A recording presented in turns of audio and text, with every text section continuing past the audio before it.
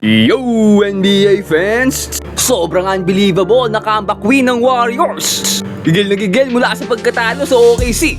Nilabas lahat ng galit dito sa Spurs. Nagising na nga ang dragon ng Warriors. Pag-usapan natin yan, kaya huwag na natin patagalin pa. Tara na, let's go!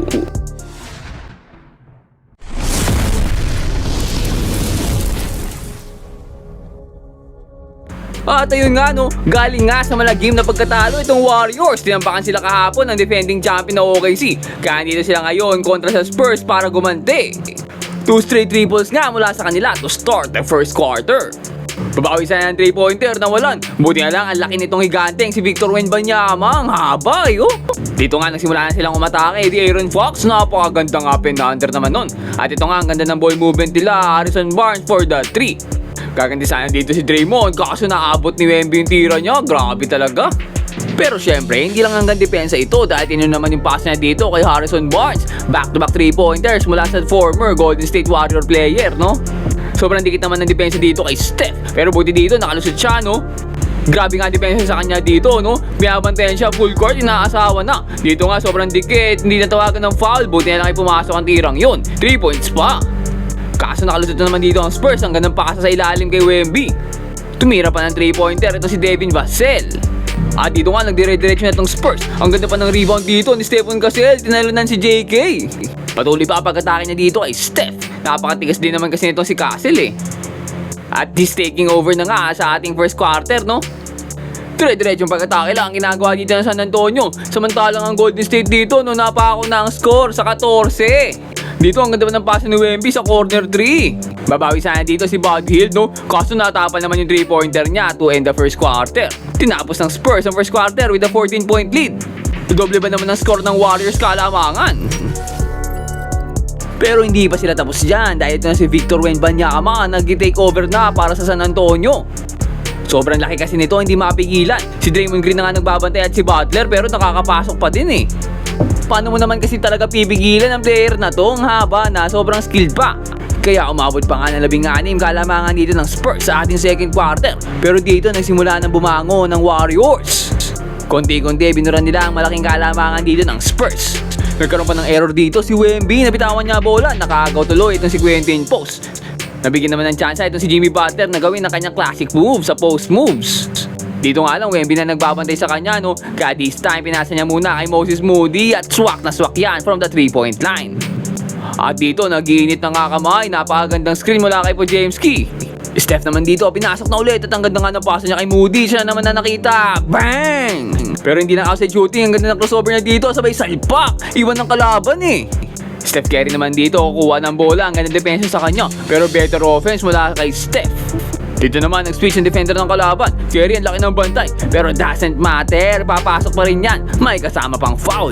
Kaso lang nabuhayan na naman itong higanting tong si Luke Cornet. Nag-i-spam nga lang sila dito ng paulit-ulit nitong pick and roll plus alley-oop. Alam kasi nila na hindi makakasabay ang sentro ng Golden State na si Horford sa talunan eh. Dito pa, double team na nila si Steph Curry. Dahil nga dyan magkakaroon ng turnover dito. Si Jonathan Kuminga, nagkamali siya doon. Fast break opportunity para sa Spurs, nagmamadali, easy basket. At dito, another pick and roll na naman. Talagang sobrang effective ng play na to against sa Golden State, oh. Tingnan nyo naman, hindi makasabay, ng asar pa. Nagyabang pa itong number 7, no? Pero nakakuha naman siya ng steal dito. Dito naman, papakitaan tayo ni Cassell ng napakagandang spin move against kay Curry. Nilabas na nga dito si Luke Cornet. Pero this time si Cassell naman yung babatuhan. Alam din nilang hindi makakatalo ng ganun kataas si Curry kumpara kay Cassell. Dito nga, muntik pa ma-turnover itong si Jimmy Butler. Buti lang nasa gitna bola. At ang gandang skyhook mula kay Curry dito. Parang si Abdul Jabbar nung 10 years old pa lang siya. At nakakuha pa siya ng steal dito. Fast break opportunity para sa Golden State. Curry nga nakapesto na. Napakagandang fake sabay pull up sa mid-range. Siyempre, swak na swak yan.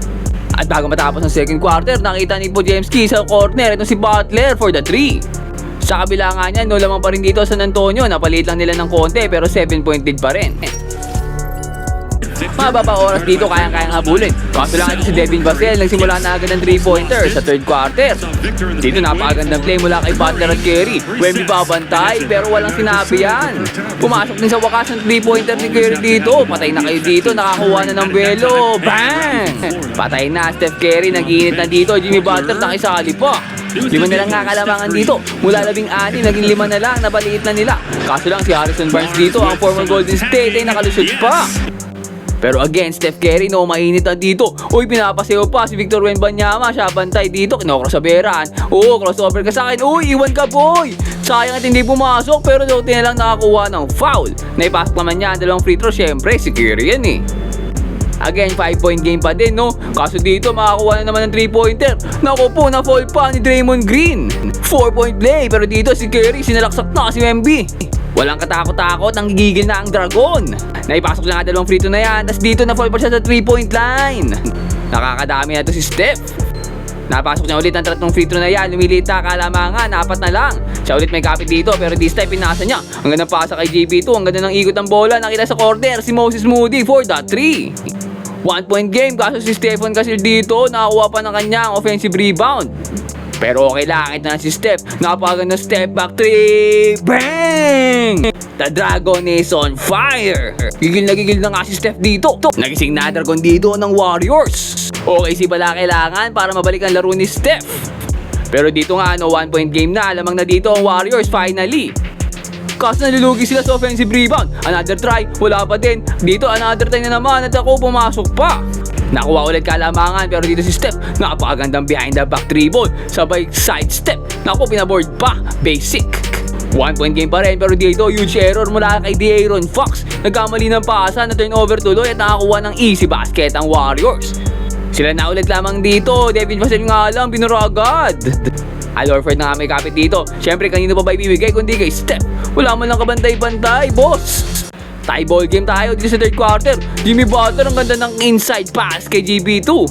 At nakakuha nga ng momentum dito, Warriors. Nakakuha sila ng 7-point lead, kaso binalik na dito si Wemby. Kagantihan naman yan ni Al Horford ng kanyang 3-pointer. Aba, mainit ang mga center na to. Pero si Wemby mainit din talaga. Kaso lang, naagawan siya ni Jimmy Butler. Hindi niya napansin yun. Grabe rin talaga depensa nito si Butler. At nakakuha pa ng alley-oop mula kay Podziemski. 10 na kalamangan dito ng Warriors. Kaso gumanti si Wemby na kanyang alley-oop din.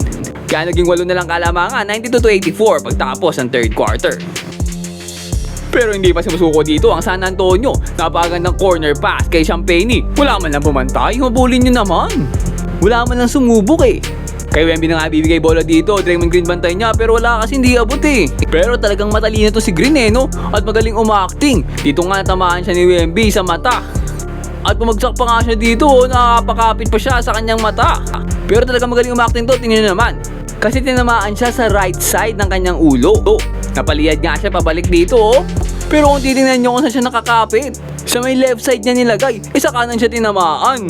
Grabe naman to si Draymond nag-acting. Pero wag ka, effective dahil natawagan dito ng offensive si Wemby. Kaso nga lang pagkatapos ng possession na yan, natawagan rin siya ng offensive, so sayang lang din. Pero props sa kanyang acting skills, no? Mag-BBB ka na kaya, boss. Pero dito nga, patuloy lang ang pag-atake nitong Golden State. Will Richard dito, the rookie, nakakuha pa ng 3-pointer, kaso binura agad yan ni Wemby. Matindi talaga to si Wemby, pero itong veteran na si Horford, gaganti na naman sa 3 points na yan ni Victor. At dito medyo nagkalituan ng Golden State sa depensa, akala kay Wemby papasa. Harrison Barnes pala, hindi pa rin nagmimintay sa 3-pointer to, matigas. 100%? Grabe, parang si Curry ah. Pero syempre, ito pa rin ang original na Curry. Ang ganda ng galaw, 3 bantay pero naipasok pa rin. Solid ka, idol. At solid effort din ito kay Podziemski. Hindi nakita ni Wemby, naagawan siya sa likod. Kaso lang, jumbo lang nangyari no? Syempre, tingnan nyo naman yung height difference niyan. Kay Wemby mapupunta yan.